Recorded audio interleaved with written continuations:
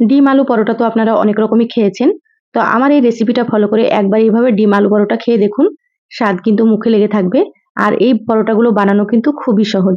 দেখতেই পাচ্ছেন দেখতে কতটা লোভনীয় হয়েছে। খেতে মাশাআল্লাহ ভীষণ টেস্ট হয়। আসসালামু আলাইকুম, সবাই কেমন আছেন? আশা করছি সকলে ভালো আছেন। আবারও একটা নতুন রেসিপি নিয়ে আপনাদের মাঝে চলে আসলাম। তো অবশ্যই স্কিপ করবেন না, পুরো রেসিপিটা দেখে নেবেন। তো চলুন রেসিপি শুরু করি। গ্যাস অন করে একটা ফ্রাই প্যান দিয়ে দিলাম। এবার আমি ফ্রাই প্যানে দিয়ে দিলাম 1 চামচ মতো সর্ষের তেল। এখানে আপনারা চাইলে সর্ষের তেলের পরিবর্তে সয়াবিন তেল দিতে পারেন। তেলটা প্রথমে একটু গরম করে নিয়েছি। এবার তেলের মধ্যে দিয়ে দিচ্ছি 1/2 চা চামচ গোটা জিরা। জিরাগুলোকে একটু ভেজে নেব। জিরা দিলে কিন্তু ফ্লেভারটা খুব ভালো লাগে, অবশ্যই একটু দেওয়ার চেষ্টা করবেন। জিরাগুলো হালকা একটু লালচে করে ভেজে নিয়েছি। এবার এখানে দিয়ে দিচ্ছি পেঁয়াজ কুচি। এখানে আমি একটা বড় সাইজের পেঁয়াজ কুচি করে নিয়েছি। স্বাদ মতো দিয়ে দিলাম লবণ। এবার নেড়েচেড়ে পেঁয়াজের সঙ্গে লবণটাকে একটু মিশিয়ে নিচ্ছি। আর পেঁয়াজগুলোকে হালকা একটু নরম করে ভেজে নিতে হবে। খুব বেশি কিন্তু ভাজা যাবে না, হালকা একটু নরম হলেই হয়ে যাবে। দেখুন পেঁয়াজগুলো অনেকটা নরম হয়ে গিয়েছে। এবার আমি এখানে দিয়ে দিচ্ছি সামান্য একটু হলুদ গুঁড়ো, সামান্য পরিমাণে একটু দিয়ে দিচ্ছি ধনিয়া গুঁড়ো, আর এখানে সামান্য একটু দিয়ে দিচ্ছি জিরা গুঁড়ো। মশলা কিন্তু খুব বেশি লাগবে না, একেবারে অল্প অল্প মশলা দিয়ে দেবেন। 1/2 চামচ মতো দিয়ে দিলাম মরিচের গুঁড়ো, আর এখানে 3-4টে মতো দিয়ে দিলাম কাঁচামরিচ কুচি। তো যেমন ঝাল খাবেন আপনারা সেইভাবে করে এখানে কাঁচামরিচ বা মরিচ গুঁড়ো দিয়ে দেবেন। এবার সবকিছু খুব ভালোভাবে মিশিয়ে নিচ্ছি।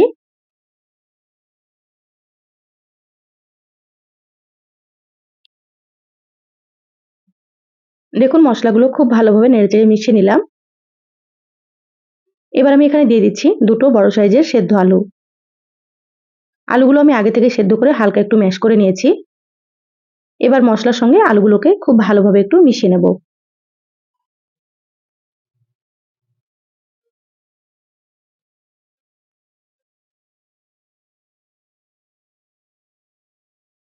দেখুন আলুগুলো মশলার সঙ্গে নেড়েচেড়ে খুব ভালোভাবে মিশিয়ে নিলাম। এবার আমি এখানে দিয়ে দিচ্ছি 1/2 চা চামচ চাট মশলা। চাট মশলাটা দিলে পুরটা কিন্তু খেতে অনেক বেশি ভালো লাগে। এবার দিয়ে দিচ্ছি বেশ কিছুটা পরিমাণে ধনিয়া পাতা কুচি। সবকিছু আবারও খুব ভালোভাবে একটু মিশিয়ে নেব। আর এই আলুর পুরটা রান্না হতে কিন্তু খুব একটা বেশি সময় লাগবে না। 2 থেকে 3 মিনিটের মধ্যেই কিন্তু সুন্দর মতো রান্না হয়ে যাবে। দেখুন আলুর পুরটা রেডি হয়ে গিয়েছে। এবার আমি প্লেটে তুলে নিচ্ছি।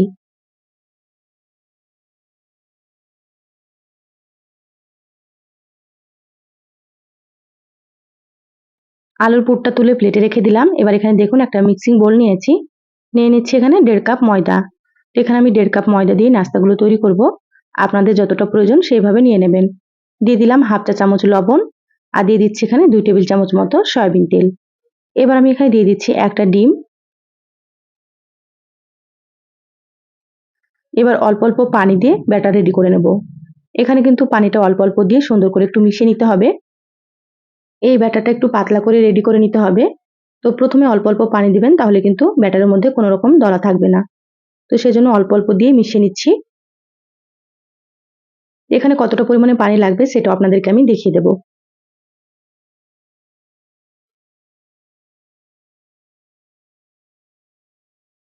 যারা ভিডিওটি ইউটিউব থেকে নতুন দেখছেন, প্লিজ চ্যানেলটা সাবস্ক্রাইব করে সাথে থাকবেন।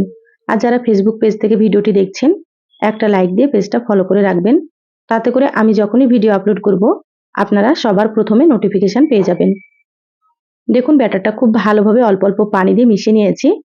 আর দেখুন আপনাদেরকে আমি চামচ দিয়ে দেখিয়ে দিচ্ছি। এরকম পাতলা করে কিন্তু ব্যাটারটাকে রেডি করে নিতে হবে। এখানে আমি 1.5 কাপ ময়দা নিয়েছিলাম। তো সেখানে 3 কাপের থেকে একটু পানি কম লেগেছে। দেখুন আপনাদেরকে দেখিয়ে দিলাম। এইভাবে আপনারা ব্যাটারটাকে রেডি করে নেবেন। ব্যাটারটা সাইডে সরিয়ে রেখে দিলাম। এবার এখানে দেখুন একটা বাটি নিয়েছি। বাটিতে আমি 2টো ডিম ভেঙে নিচ্ছি। এবার ডিমের মধ্যে দিয়ে দিচ্ছি সামান্য একটু লবণ, আর এখানে দিয়ে দিচ্ছি সামান্য পরিমাণে একটু হলুদ গুঁড়ো। একটা ছোট সাইজে দিয়ে দিলাম পেঁয়াজ কুচি, 4টে কাঁচামরিচ কুচি, আর কিছুটা পরিমাণে দিয়ে দিচ্ছি ধনিয়া পাতা কুচি। এখানে দিয়ে দিচ্ছি 2 চামচ মতো সাদা তিল। সাদা তেল দিলে কিন্তু পরোটাগুলো খেতে অনেক বেশি ভালো লাগে। তো যাদের হাতের কাছে থাকবে দিয়ে দেবেন, যদি না থাকে না দিলেও হবে। এবার আমি সমস্ত সুন্দর করে একটু নেড়েচেড়ে মিশিয়ে নিচ্ছি একটা কাঁটা চামচ দিয়ে।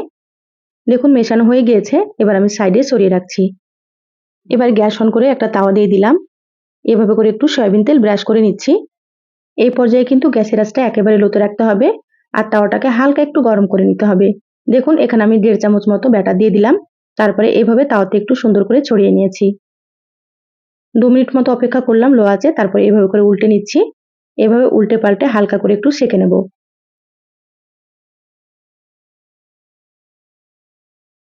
খুব বেশি কড়া করে সেঁকার দরকার নেই, হালকা করে কিন্তু সেঁকে নিতে হবে। দেখুন এটা হয়ে গিয়েছে, তুলে নিলাম। তো আবারও আপনাদেরকে আমি একটা তৈরি করে দেখাচ্ছি। কতটা সহজ আপনারা হয়তো দেখলেই বুঝতে পারবেন। আবারও আমি 1.5 চামচ মতো ব্যাটার দিয়ে দিলাম, সুন্দর করে একটু ছড়িয়ে নিচ্ছি। আর ডিম দেওয়ার কারণে কিন্তু খুব সুন্দর মতো উঠে আসবে। তা আপনারা অবশ্যই ব্যাটারের মধ্যে একটা ডিম দিয়ে দেবেন। দেখুন এটাও হয়ে গিয়েছে, উল্টে নিলাম। উপর পাশটা যখন একটু শুকনো হয়ে যাবে তখন কিন্তু উল্টে নিতে হবে। গ্যাসের আঁচ বাড়িয়ে কিন্তু ভাজা যাবে না, গ্যাসের আঁচ মিডিয়ামে রেখে একটু সময় নিয়ে উল্টে পাল্টে ভেজে নিতে হবে। দেখুন এটাও হয়ে গিয়েছে, বাকি সবগুলো একইভাবে আমি রেডি করে নিয়েছি, সাইডে রেখে দিলাম। এবার এখানে দেখুন একটা প্লেটে নিয়ে নিচ্ছি। আর কতটা নরম হয়েছে আপনারা হয়তো বুঝতেই পারছেন। এবার আমি এখানে আলুর পুর দিয়ে দিচ্ছি।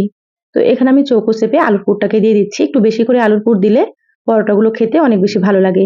আর এখানে দেখুন একটু ময়দা গুলে নিয়েছি, একটু মোটা করে ময়দাটাকে গুলে নিতে হবে। দেখেই বুঝতে পারছেন আপনারা, এভাবে পরোটার সাইডে এভাবে করে লাগিয়ে নিতে হবে, এটা কিন্তু আঠার কাজ করবে। তা আপনারা অবশ্যই এভাবে করে একটু ময়দা গুলে নেবেন। পুরো পরোটার সাইডে আমি এভাবে সুন্দর করে একটু ব্যাটারটাকে লাগিয়ে নিলাম। এক পাশ থেকে ভাঁজ করে নিলাম, আবারও এভাবে করে ভাঁজ করে নিচ্ছি। আবারও এভাবে করে একটু ব্যাটার দিয়ে দিচ্ছি। এভাবে ব্যাটারটা দিলে কিন্তু ভাজার সময় খুলে যাবে না। দেখুন আবারও আমি দুপাশে সুন্দর করে একটু ব্যাটার লাগিয়ে নিলাম। এবার এইভাবে করে ভাঁজ করে নিচ্ছি। দুপাশ সুন্দর করে ভাঁজ করে নিয়েছি, একটার উপরে আরেকটা দিয়ে দিলাম। তারপরে হাত দিয়ে চেপে এভাবে সুন্দর করে নাস্তাটাকে রেডি করে নিয়েছি। তো দেখুন এখানে আমি সবগুলো একইভাবে তৈরি করে নিয়েছি। এবার নাস্তাগুলোকে ভেজে নিতে হবে। এবার এখানে দেখুন বাটিতে যে ডিমগুলো রেখেছিলাম সেই ডিমের মধ্যে নাস্তাগুলোকে এভাবে করে একটু উল্টে পাল্টে নিচ্ছি। আগে থেকে আমি তাওয়াতে হালকা একটু তেল গরম করে নিয়েছি, এবার আমি নাস্তাগুলো দিয়ে দিচ্ছি। তো প্রথমে একটা নাস্তা দিয়ে দিলাম, তারপরে উপর দিয়ে আবার একটু ডিম দিয়েছি এভাবে করে। এবার গ্যাসের আঁচটা মিডিয়ামে রেখে একটু সময় নিয়ে ভাজতে হবে। এই নাস্তা বা পরোটাগুলো ভাজতে কিন্তু খুব একটা বেশি তেল লাগবে না, অল্প তেলে ভাজা হয়ে যাবে। এখানে আমি সয়াবিন তেলে নাস্তাগুলোকে ভেজে নিচ্ছি, আপনারা চাইলে এখানে ঘি বা বাটার দিয়েও কিন্তু ভেজে নিতে পারেন। দেখুন এক পাশ ভাজা হয়েছে, হালকা উল্টে নিলাম। তো উল্টে পাল্টে একটু সময় নিয়ে ভেজে নেব। এই ডিম আলু পরোটাগুলো একবার তৈরি করে না খেলে কিন্তু বিশ্বাসই হবে না কতটা টেস্ট হয়। তা আপনারা কিন্তু অবশ্যই একবার তৈরি করে খেয়ে দেখবেন। আপনারা হয়তো বুঝতে পারছেন নাস্তাগুলো তৈরি করা কতটা সহজ। দেখুন উল্টে পাল্টে সুন্দর একটা কালার করে ভেজে নিয়েছি। পরোটাগুলো কিন্তু ভাজা হয়ে গিয়েছে। এবার আমি তেল ঝরিয়ে তুলে নিচ্ছি।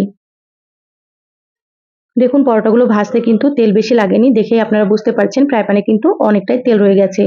বাকি সবগুলো একইভাবে আমি ভেজে নিয়েছি। আর দেখতে কতটা লোভনীয় হয়েছে আপনারা হয়তো দেখেই বুঝতে পারছেন। তো অবশ্যই কিন্তু একবার তৈরি করবেন, খেয়ে কমেন্ট করে জানাবেন আপনাদেরকে কেমন লেগেছে। দেখুন আপনাদেরকে ভেঙে দেখাচ্ছি। ভেতরে একেবারে আলুর পুরে ঠাসা, আর পরোটাগুলো অনেক বেশি নরম তুলতুলে হয়। তো রেসিপিটা কেমন লাগলো চ্যানেলের কমেন্ট বক্সে জানাবেন। ভালো লাগলে একটা লাইক দিয়ে যতটা সম্ভব ভিডিওটা শেয়ার করে দিবেন। সবাই ভালো থাকবেন, সুস্থ থাকবেন। ফিরে আসবো আবারও কোনো নতুন রেসিপি নিয়ে। ধন্যবাদ সবাইকে। আল্লাহ হাফিজ।